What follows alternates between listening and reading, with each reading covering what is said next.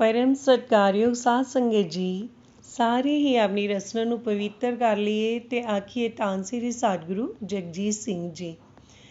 ਇੱਕ ਵਾਰੀ ਹੋਰ ਹੁਲਾਰਾ ਮਾਰੀਏ ਤੇ ਆਖੀਏ ਧੰਨ ਸ੍ਰੀ ਸਤਿਗੁਰੂ ਉਦੈ ਸਿੰਘ ਜੀ। ਸਾਧ ਸੰਗਤ ਜੀ, ਅੱਜ ਦੀ ਸਾਖੀ ਦਾ ਟਾਈਟਲ ਹੈ ਛਤਰ ਨਿਰੰਜਨੀ ਝੁੱਲਦਾ ਗੁਰ ਜਗਜੀਤ ਪਿਆਰੇ ਤੇ।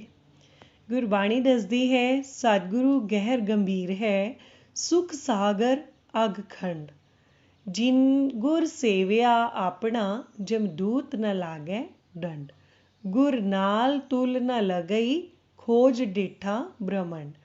ਕਹਿੰਦੇ ਹਨ ਕਿ ਸਮੁੰਦਰ ਦੀਆਂ ਗਹਿਰਾਈਆਂ ਨੂੰ ਤੇ ਭਾਵੇਂ ਕੋਈ ਨਾਪ ਲਵੇ, ਪਰ ਸਤਿਗੁਰੂ ਦੇ ਹਿਰਦੇ ਦੀਆਂ ਗਹਿਰਾਈਆਂ ਨੂੰ ਨਹੀਂ ਨਾਪਿਆ ਜਾ ਸਕਦਾ। ਸਤਿਗੁਰੂ ਸੁੱਖਾਂ ਦਾ ਸਾਗਰ ਅਤੇ ਪਾਪਾਂ ਨੂੰ ਨਾਸ ਕਰਨ ਵਾਲਾ ਹੈ। ਸਤਿਗੁਰੂ ਦੇ ਸੇਵਕ ਦੇ ਨੇੜੇ ਜੰਮ ਨਹੀਂ ਆਉਂਦਾ। ਪੂਰੇ ਬ੍ਰਹਿਮੰਡ ਵਿੱਚ ਸਤਿਗੁਰੂ ਦੀ ਬਰਾਬਰੀ ਕੋਈ ਨਹੀਂ ਕਰ ਸਕਦਾ। ਸਮਰਾਟ ਸਤਿਗੁਰੂ ਜਗਜੀਤ ਸਿੰਘ ਜੀ ਕੈਨੇਡਾ ਦੀ ਧਰਤੀ ਨੂੰ ਭਾਗ ਲਾਉਣ ਵਾਸਤੇ 1993 ਸਨ ਵਿੱਚ ਉੱਥੇ ਪਹੁੰਚੇ। ਸਾਧ ਸੰਗਤ ਉਹਨਾਂ ਦੇ ਦਰਸ਼ਨ ਲਈ ਅਤੇ ਪਵਿੱਤਰ ਚਰਨਾਂ 'ਤੇ ਨਮਸਕਾਰ ਕਰਨ ਲਈ ਹਵਾਈ ਅੱਡੇ 'ਤੇ ਪਹੁੰਚੀ। ਉਸ ਸਾਧ ਸੰਗਤ ਵਿੱਚ ਸਤਿਗੁਰੂ ਜੀ ਦੇ ਪਿਆਰੇ ਇੱਕ ਸਿੱਖ ਬਚਿੱਤਰ ਸਿੰਘ ਜੀ ਵੀ ਸਨ। ਜਦੋਂ ਉਹਨਾਂ ਨੇ ਮੱਥਾ ਟੇਕਿਆ ਤਾਂ ਸਤਿਗੁਰੂ ਜੀ ਨੇ ਉਹਨਾਂ ਦੀ ਬਾਂਹ ਫੜ ਕੇ ਆਪਣੇ ਨਾਲ ਆਏ ਸੇਵਕਾਂ ਦਾ ਸਮਾਨ ਸੰਭਾਲਣ ਦਾ ਹੁਕਮ ਕੀਤਾ। ਦੂਸਰੀ ਵਾਰੀ ਉਹਨਾਂ ਦੇ ਘਰ ਚਰਨ ਪਾਉਣ ਸਮੇਂ ਫਿਰ ਉਹਨਾਂ ਦੀ ਬਾਂਹ ਫੜ ਕੇ ਬੜੀ ਮੁਸਕਰਾਹਟ ਭਰੀ ਨਜ਼ਰ ਨਾਲ ਉਹਨਾਂ ਦੇ ਚਿਹਰੇ ਵੱਲ ਵੇਖਿਆ। ਇਸ ਤਰ੍ਹਾਂ 2 ਵਾਰੀ ਬਾਂਹ ਫੜਨ ਵਿੱਚ ਕੀ ਭੇਦ ਸੀ, ਇਸ ਗੱਲ ਨੂੰ ਕੋਈ ਨਹੀਂ ਸੀ ਜਾਣਦਾ। ਪਰ ਸਤਿਗੁਰੂ ਜੀ ਨੇ ਇੰਡੀਆ ਵਾਪਸ ਆਉਣ ਤੋਂ ਬਾਅਦ ਬਚਿੱਤਰ ਸਿੰਘ ਜੀ ਨਾਲ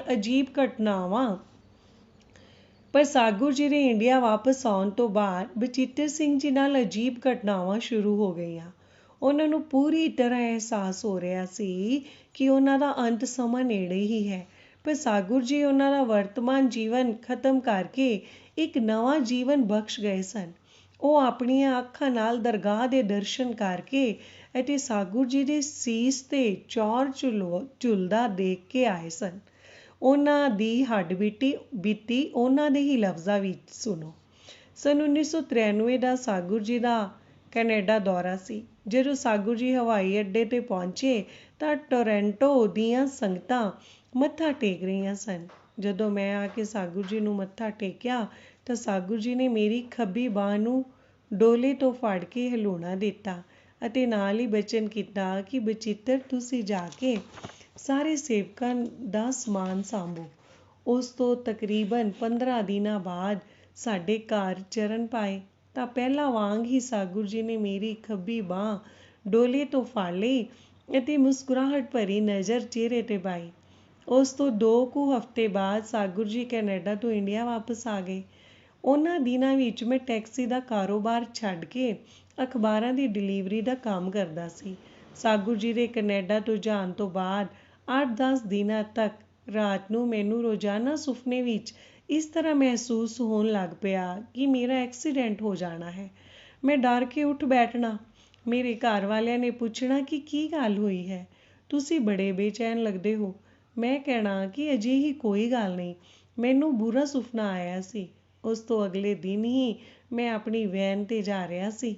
ਮੈਨੂੰ ਕੁਝ ਪਤਾ ਹੀ ਨਾ ਰਿਹਾ ਤੇ ਮੈਂ ਆਪਣੀ ਵੈਨ ਨੂੰ ਉੱਧਰ ਨੂੰ ਮੋੜ ਲਿਆ ਕਿ ਜਿੱਧਰੋਂ ਟ੍ਰੈਫਿਕ ਆਉਂਦਾ ਹੈ। ਮੇਰੀ ਆਪਣੀ ਗਲਤੀ ਕਾਰਨ ਮੇਰੀ ਵੈਨ ਦਾ ਐਕਸੀਡੈਂਟ ਇੱਕ ਗੋਰੇ ਦੀ ਕਾਰ ਨਾਲ ਹੋਣ ਲੱਗਾ ਸੀ। ਆਮਣੇ ਸਾਹਮਣੇ ਦੀ ਟੱਕਰ ਹੋ ਜਾਣੀ ਸੀ। ਦੁਪਹਿਰ ਦਾ ਵੇਲਾ ਸੀ। ਮੈਨੂੰ ਤਾਂ ਉਦੋਂ ਹੀ ਪਤਾ ਲੱਗਾ ਜਦੋਂ ਉਸ ਗੋਰੇ ਨੇ ਟੱਕਰ ਰੋਕਣ ਲਈ ਆਪਣੀ ਗੱਡੀ ਨੂੰ ਜ਼ੋਰ ਨਾਲ ਬ੍ਰੇਕ ਲਗਾਈ।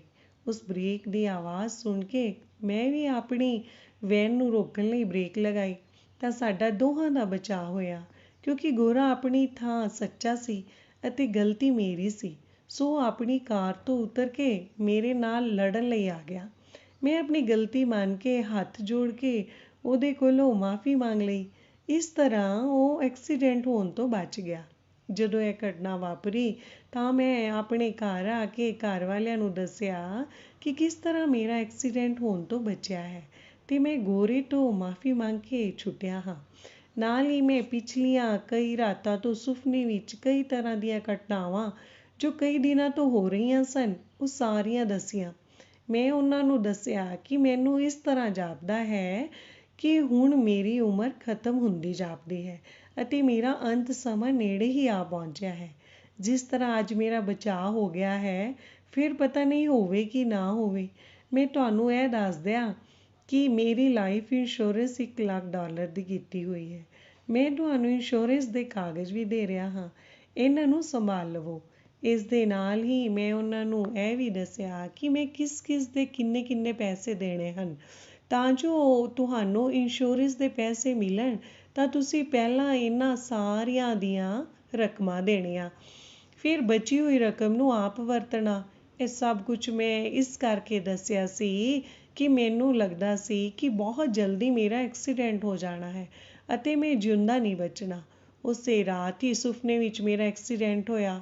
ਇਸ ਤਰ੍ਹਾਂ ਹੋਇਆ ਕਿ ਮੇਰੇ ਸਿਰ ਤੋਂ ਟਰੱਕ ਦਾ ਟਾਇਰ ਲੰਘ ਗਿਆ ਹੈ, ਮੇਰਾ ਸਿਰ ਫਿਸ ਗਿਆ ਹੈ ਅਤੇ ਮੇਰਾ ਸਿਰ ਤੇ ਚਿਹਰਾ ਫਲੈਟ ਹੋ ਗਏ ਹਨ। ਅੱਗੋਂ ਮੈਨੂੰ ਯਾਨੀ ਮੇਰੇ ਮ੍ਰਿਤਕ ਸਰੀਰ ਨੂੰ ਹਸਪਤਾਲ ਲਿਜਾਇਆ ਜਾ ਰਿਹਾ ਹੈ। ਉਸ ਵੇਲੇ ਸੂਬਾ ਰੇਸ਼ਮ ਸਿੰਘ ਜੀ ਕੋਲ ਹਨ ਅਤੇ ਦਦਿਆਲ ਵਾਲੀ ਬੀਬੀ ਜੋਗਿੰਦਰ ਕੌਰ ਵੀ ਨਾਲ ਹੀ ਮੇਰੇ ਮ੍ਰਿਤਕ ਸਰੀਰ ਨੂੰ ਲੈ ਕੇ ਜਾ ਰਹੇ ਹਨ। ਬੀਬੀ ਜੋਗਿੰਦਰ ਕੌਰ ਕਹਿਣ ਲੱਗੀ ਕਿ ਹੁਣ ਮੈਨੂੰ ਸੋਧ ਦਾ ਜਲ ਕੌਣ ਲਿਆ ਕੇ ਦੇਵੇਗਾ? ਇਹ ਬਚਿੱਤਰ ਸਿੰਘ ਤੇ ਹੁਣ ਰਿਹਾ ਹੀ ਨਹੀਂ, ਇਹ ਹੀ ਮੈਨੂੰ ਸੋਧ ਦਾ ਜਲ ਲਿਆ ਕੇ ਦਿੰਦਾ ਹੁੰਦਾ ਸੀ। ਫਿਰ ਮੇਰੇ ਮ੍ਰਿਤਕ ਸਰੀਰ ਨੂੰ ਹਸਪਤਾਲ ਲੈ ਕੇ ਆ ਗਏ। ਡਾਕਟਰ ਆਪਸ ਵਿੱਚ ਵਿਚਾਰ ਕਰਨ ਲੱਗ ਪਏ ਕਿ ਹੁਣ ਇਹਦੇ ਸਰੀਰ ਵਿੱਚੋਂ ਸਿਰਫ ਦਿਲ ਹੀ ਕੱਢਿਆ ਜਾ ਸਕੇਗਾ, ਹੋਰ ਤਾਂ ਚਿਹਰਾ ਬਿਲਕੁਲ ਫਿਸਿਆ ਪਿਆ ਹੈ। ਉਸ ਵੇਲੇ ਇਹਨਾਂ ਤੋਂ ਇਲਾਵਾ ਆਪਣੀ ਨਾਮਧਾਰੀ ਸੰਗਤ ਵੀ ਆਈ ਹੋਈ ਸੀ। ਇੱਕ ਪਾਸੇ ਹਸਪਤਾਲ ਵਿੱਚ ਡਾਕਟਰ ਮੇਰੇ ਸਰੀਰ ਨੂੰ ਚੀਰਾ ਦੇ ਕੇ ਉਸ ਵਿੱਚੋਂ ਮੇਰਾ ਦਿਲ ਕੱਢਣ ਦੀ ਤਿਆਰੀ ਕਰ ਰਹੇ ਸਨ ਤੇ ਦੂਜੇ ਪਾਸੇ ਮੇਰੀ ਰੂਹ ਕਿਸੇ ਰੋਸ਼ਨੀ ਦੇ ਪਿੱਛੇ ਟੁਰੀ ਜਾ ਰਹੀ ਸੀ। ਕਾਫੀ ਸਮਾਂ ਉਹ ਹਨੇਰੇ ਵਿੱਚ ਟੁਰੀ ਗਈ, ਇੰਜ ਲੱਗਾ ਜਿਵੇਂ ਚੰਨ ਤਾਰੇ ਥੱਲੇ ਹੀ ਰਹਿ ਗਏ ਹੋਣ।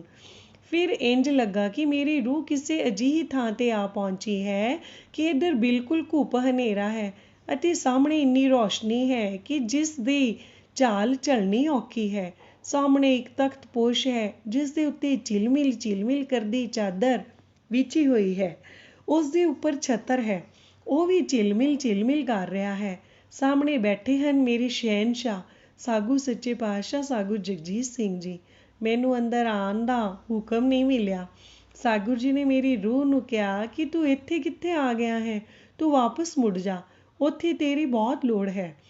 ਇੱਧਰ ਸਾਗੂ ਜੀ ਨੇ ਮੇਰੀ ਰੂਹ ਨੂੰ ਵਾਪਸ ਮੋੜਿਆ ਅਤੇ ਠੀਕ ਉਸੇ ਵੇਲੇ ਹੀ ਡਾਕਟਰਾਂ ਨੇ ਮੇਰੀ ਧੁੰਨੀ ਤੋਂ ਲੈ ਕੇ ਉੱਪਰ ਨੂੰ 6-7 ਇੰਚ ਦਾ ਚੀਰਾ ਦੇ ਦਿੱਤਾ। ਉਸ ਤੋਂ ਬਾਅਦ ਮੈਨੂੰ ਨਹੀਂ ਪਤਾ ਕਿ ਕੀ ਹੋਇਆ।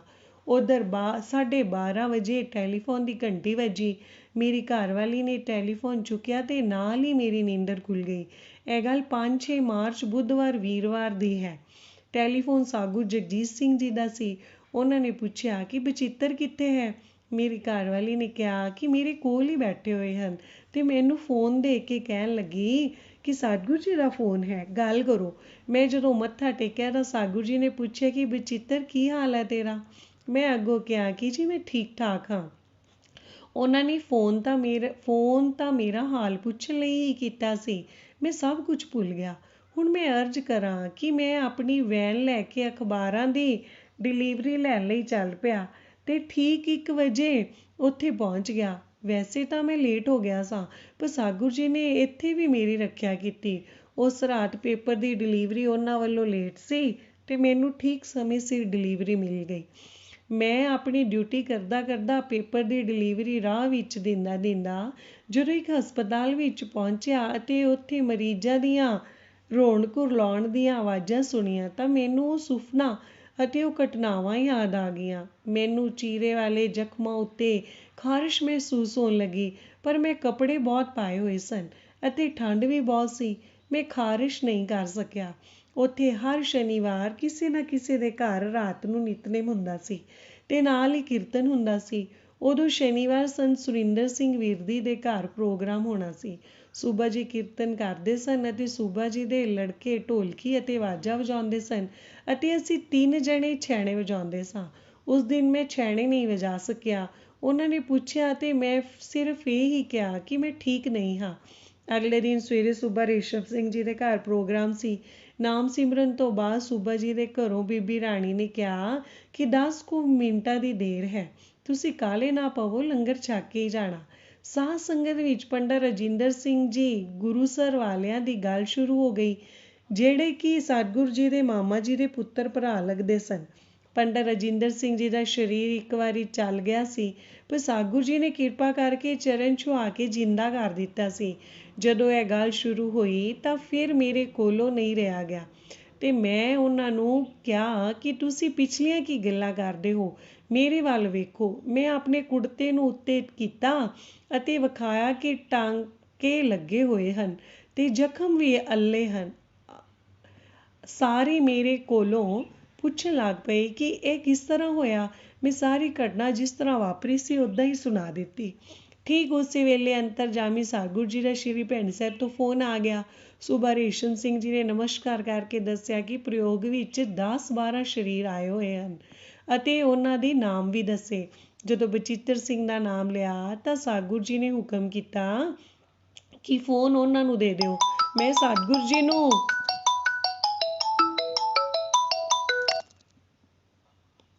ਸਤਿਗੁਰੂ ਜੀ ਨੂੰ ਨਮਸਕਾਰ ਕੀਤੀ ਅਤੇ ਕਿਹਾ ਕਿ ਆਪ ਜੀ ਨੇ ਮੇਰੇ ਉੱਤੇ ਬੜੀ ਬਖਸ਼ਿਸ਼ ਕੀਤੀ ਅਤੇ ਮੈਨੂੰ ਨਵਾਂ ਜੀਵਨ ਦਿੱਤਾ ਹੈ।